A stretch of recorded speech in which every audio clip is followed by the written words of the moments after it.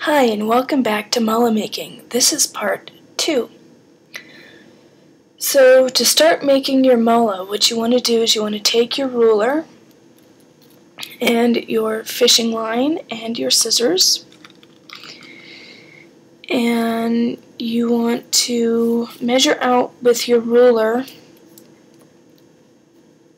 This one's kind of all twisted and knotted because I haven't used it in a while. And you want to measure out 48 inches. And I like to use 48 inches whether I'm using 8mm beads or 10mm beads. It just seems like a good number. If you're using beads larger than 10mm, you would have to figure out how many inches you would need. And malas come in different sizes, but I'm going to show you how to make the main size. So you would need 48 inches, which is what I've got right there. And you want to measure out 3 strands of 48-inch length strands. And the reason I use 3 strands is personally because, one, when I've made these malas like this, with the multiple strands, I've never seen them break. And 2, I use it this way because personally to me it reminds me of the Buddha, the Dharma, and the Sangha when I'm making my mala. So there's one, and here's the second one. Oops. The bobbin didn't get going fully. So, but once you have your 3 strands all measured out, what you would do is you would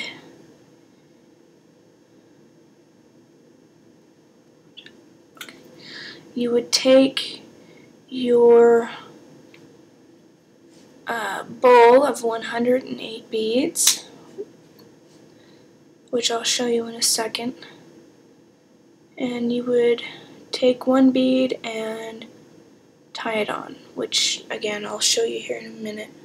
The reason I tie on my first bead is one, I don't have an alligator clip, and you can do it that way just by looping your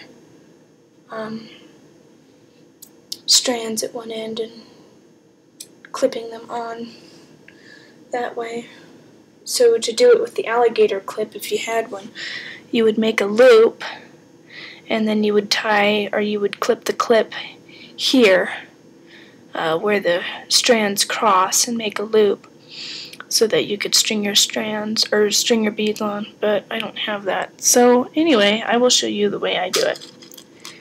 You take a bead and you string it on. And you want to make sure with every bead that you get all 3 strands of fishing line in the hole. And this is also if your hole is big enough for 3 strands, which is why I like 8mm and 10mm beads. And even this millimeter, and I have no idea what this millimeter is, I didn't check. But you want to tie a knot like you're tying your shoe, and you don't want to tie it too tight, but you want to make it secure. And you want to tie a knot, and this is how I get my beads to stay, and it looks like this. And this also counts as your first bead. So then, after you have your first bead tied on, you would, I forgot to put my beads in my bowl, but you would continue the stranding process with all 108 beads. And you would, keep stringing 108 beads on your mala. Now, if you have spacers or if you add spacers to your mala, there are many different ways of adding spacers. Some people add, a spacer at the beginning of after the 7th bead, and then they do 80 beads, and then they put a spacer, and then they put on the last 21 beads. I like to do it after every 24th bead if I add spacers.